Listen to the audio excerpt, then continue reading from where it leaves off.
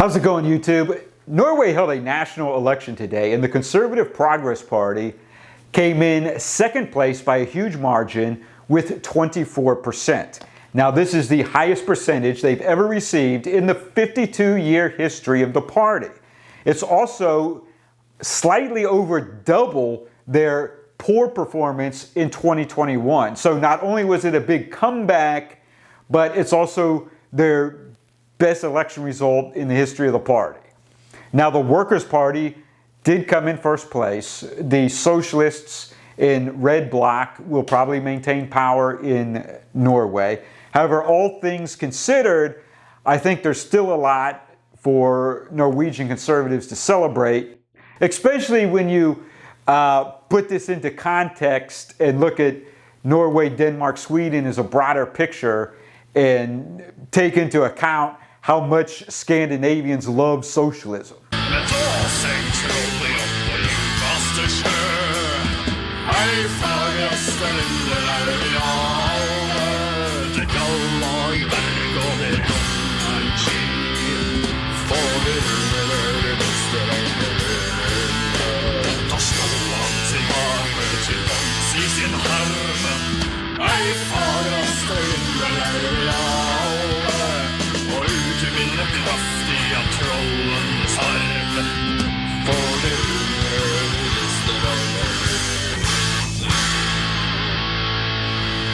Now, I've made a lot of videos before about politics in Denmark, a lot of videos about politics in Sweden. The main famous anti-immigration parties in Denmark and Sweden are the Danish People's Party and the Swedish Democrats.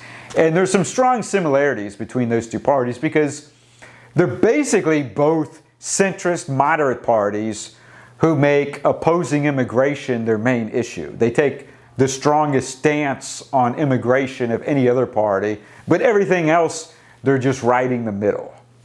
The Norwegian Progress Party is much different. And of all the parties in Europe, as far as I can tell, by a large margin, the party that they would be most like would be the Austrian Freedom Party.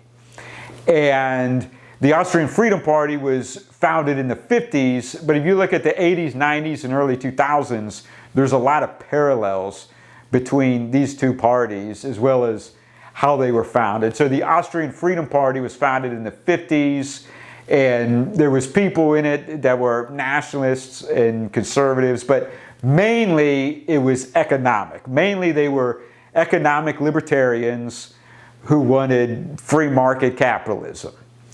And in Norway in 1973, a guy in his 70s founds this party. His name was Anders Lange. He launches his party with a completely ridiculous name. He calls it the Anders Lange Party for Major Reduction of Taxes, Duties, and Public Interference. And there's versions of the name that are even longer. Like some sources will have the name as like a whole paragraph. So he has this party with this ridiculously long name, runs on it, gets 5% of the vote, and elects himself and some of his friends into the Norwegian parliament. He dies a year later of old age. Now, he's got a colorful history. He was one of the original big anti-communist nationalists in Norway back in the 20s. And then in the early 30s, he had a falling out with Quisling. And then after Quisling became the leader of Norway as kind of a client for the Third Reich, he beat up one of Quisling's buds in a restaurant. I guess he was like a monarchist, and this guy had insulted the king. That's like the official story that's in the history books. Allegedly, he gets out of jail and he's so mad at Quisling that he acquires a machine gun and he's going to join the resistance. And the resistance rejects him because they're full of communists and he's a famous anti-communist. So they confiscate his machine gun and take it from him, but then send him on his way. And then decades later, he starts this party with this crazy long name in 1973. So he dies like a year later. and someone named Carl Hagen takes over and renames it the Progress Party. At the time, there was a Danish Progress Party. There was an economic libertarian party that was gaining traction in Denmark. It's since disappeared. What happened was, the party flounders around. It's getting like 3 to 4% of the vote in national and local elections. And then in 1987, at an internal party convention, Carl Hagen reads a letter that he says is sent to him by a Muslim asylum seeker. Now, at that time, the Progress Party officially opposed Norway's asylum process, but they had never campaigned on it. It was never mentioned in any public literature, really. It was not something they were actively talking about. This was just an internal party convention, and Hagen pulls out this letter and says, yes, I'm a Muslim asylum seeker, and I can tell you exactly what's going to happen if you let Muslims come over and get asylum in Norway. We're going to come over in huge numbers, then we're going to outbreed you, then we're going to turn all your churches into mosques, and then we're going to remove the cross from your flag and replace it with a crescent. Well, there were some reporters in the crowd who then turned this into a major national attack piece. And they said, we have just discovered that the Progress Party is secretly a racist, xenophobic, immigrant-hating party. Just look at this horrible stuff he said about Muslims at their internal convention. Well, support for the party immediately went over double. So this was on the eve of local elections, and they had previously gotten like 5% in the last local election, and they got 12%. And then in '89, they got 13% in the national election. Well, the media actually went to the guy who supposedly wrote the letter, and then he alleged that he never wrote it, and someone mailed it from his previous address after he moved. And the media got him to file a defamation lawsuit against Hagen. And I don't even know what happened. I think the Progress Party actually paid him a sum of money to settle out of court because he claimed it was a fake letter. At any rate, this is how the Progress Party became the anti-immigration party. It was like practically an accident. And then Hagen spent the next 14 years trying to put it all back in the bottle and get people to stop talking about immigration. He just wanted to be a moderate establishment party. Now, there were other people on the scene at this time talking about immigration. Jean-Marie Le Pen, Jörg Haider was around back then. But a lot of articles that write about this will say that the Norwegian Progress Party is actually the first party to talk specifically about the Islamification of Europe, since this was all about Islam. Now, at the same time this is going on, Jörg Haider becomes a huge political figure in Austria, especially in the state of Carinthia, and he moves the Austrian Freedom Party into becoming more of a conservative party and opposing immigration. And so you had this parallel, although Jörg Haider was an actual maverick and fearless, where Hagen was like this guy who just wanted to be an establishment cuck. So then, 1992, the party's doing well. And Carl Hagen comes out and says, you know what, immigration is a non-issue. We need to stop talking about it. We need to endorse homosexual marriage. We need to be more moderate. And then at the same time he's angering the conservatives, he starts angering the libertarians in the party. He starts moderating his stances on taxes and economic issues. And he starts saying, oh, we need to find common ground with the Workers' Party. I think we can come together. We need to moderate our stances. And the party just explodes into division. The Progress Party youth wing became so divided that the party disbanded their own youth wing because it was just irreconcilable. And a group of people split off and formed a left libertarian splinter group, and then campaigned on economic libertarianism along with legalized drugs, open borders, and a bunch of other left libertarian stuff. Well, at the exact same time, the same thing played out in Austria with the Austrian Freedom Party.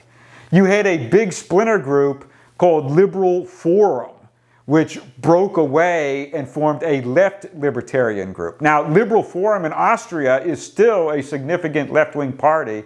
It's now called the New Austria and Liberal Forum. It merged with another party in 2013 and changed its name, but it's still there. The Norwegian version of Liberal Forum, which came about at about the exact same time, well, it was DOA. They got 0.1% in the next election, and no one ever heard from them again. Now, flash forward to 99, 2000. The Norwegian Progress Party keeps coming in first place in all kinds of polls. At that time, there was a big debate in Norway over membership in the EU. The Progress Party was the main party opposing EU membership. At the same time, the Austrian Freedom Party has become a major force in Austrian politics. And all of a sudden, Carl Hagen, the leader of the party, the guy who accidentally turned it into an anti-immigration party and made them popular in the first place back in 1987, he says, you know what? Rather than make our voters happy, what we really need to do is make the media happy. We just need to be establishment cucks. So here's what we really need to do. We need to kick out these radicals that keep talking about immigration. And they did. They started expelling a bunch of their best members. And there was a big splinter group of some of the best people from the Norwegian Progress Party, but it didn't last long. It died out really fast. The same thing played out in Austria. There was a huge division in the Austrian Freedom Party. There's a big splinter group. Now, the difference in Austria was Jörg Haider himself was leading the splinter group. So the splinter group ended up being significant. And then for several years, in every election, there was basically two different versions of the Austrian Freedom Party competing against each other. And then Jörg Haider sadly died in a single car accident, which has never been explained. But that basically ended the splinter group. And then eventually the Austrian Freedom Party got back to what it used to be. And now the Austrian Freedom Party is basically the most hardline it's ever been, and it's the most popular it's ever been. And as we've seen with the Norwegian Progress Party, they get the most popular when they're the most hardline. When they cuck is when they go downhill. Now, the party that came in third place today with about 14% is called The Right. Their official English name is Conservative Party, just like in Britain. But the conservative means nothing. It's an establishment, fake center-right party. It's the Norwegian version of Merkel and Manfred Weber, or Norway's version of Mitt Romney and Lindsey Graham. It's left-wing globalists masquerading as center-right. Their name in Norwegian is pronounced something like Høyre. I'm probably saying that wrong, but at any rate, when the CDU wanted to kick Viktor Orban and the Hungarian Fidesz party out of the EPP, Hygge was at the forefront of it, even though they're not even in the EU. So they're allied with the EPP, but they don't actually have any members in the EPP because Norway is not an EU country. But they were at the forefront of virtue signaling about how bad Viktor Orban is and how he needs to be kicked out of the establishment, respectable center-right EPP. And so this is basically, you know, just a cuck party. And they did bad. They lost a lot of their voters to the Progress Party, which is a good thing. Now, the Right Party did form ruling coalitions with the Progress Party in 2013 and 2017. The Progress Party got a lot of legislation passed to crack down on every aspect of immigration in Norway. So in that respect, they're similar to the Danish People's Party because they have gotten a bunch of legislation passed to crack down on immigration.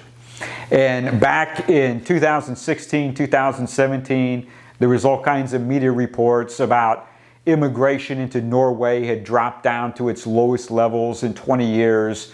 Deportations were way up. Now, during the COVID lockdown, a lot of conservative parties in Europe suffered. Not all of them, but many did. And we saw in Norway the support for the Progress Party just shriveled up during the lockdown. Now, part of that is because the Progress Party had already succeeded in getting a lot of restrictions on immigration. Immigration was already down, and then during the lockdown, immigration was reduced to almost zero for a very short amount of time for the lockdown. But it was enough for normie idiots to say, oh, there's no more immigration anymore. I don't have to vote for the Progress Party. I can go back to being a socialist. And so 2021, they did really poorly in the election because in the minds, and this is a flaw in democracy because most people aren't even thinking ahead. They only remember what happened in the past few months. And they go, oh, well, we haven't had any new immigrants come in lately, so we don't need this party anymore. Last January, the Progress Party was actually #1 in the polls, and the Workers' Party was #3. Technically, their official English name is Labour Party. At any rate, there had been all kinds of scandals. All kinds of their members had been disgraced, and people were saying, we can't trust this party anymore. They're all crooked. They're no good. And it looked like the Socialists could lose power soon, and that Blue Bloc could return to power. Well, Jens Stoltenberg retires as NATO Secretary General, comes back, and is immediately made the new finance minister of Norway. The Workers' Party splits with their coalition partner, the Center Party. The Center Party is like a farmer's party that is somewhat Eurosceptic. It's a little bit of an out of step with the rest of the socialist parties because it's specifically to promote farmers. But at any rate, they jettisoned the pro-farmer party, but managed to stay in power as a single-party minority government. And they roll out a whole new agenda, and supposedly Stoltenberg is just so popular, I don't know why, but he returns to Norway, and the media calls it the Stoltenberg effect, and he comes back and says, hey, I'm not like all these other socialists who are crooked and corrupt and have betrayed your trust. I'm totally trustworthy. And everyone says, yay, we like this guy, apparently. And the Workers' Party suddenly, I mean, within days, the Workers' Party goes from third place in the polls back to first place. That's what happened. The media calls it the Stoltenberg effect. And then since the media likes to talk about everyone they don't like in terms of Donald Trump, they refer to the current popularity of the Progress Party as the magnification of Norwegian politics. All right, that's probably enough for one video. Otherwise, it's going to get too long. Thanks for watching. Click the like button. Post a comment below. Tell me what you think about this. And click the subscribe button. New video every few months. I mean days.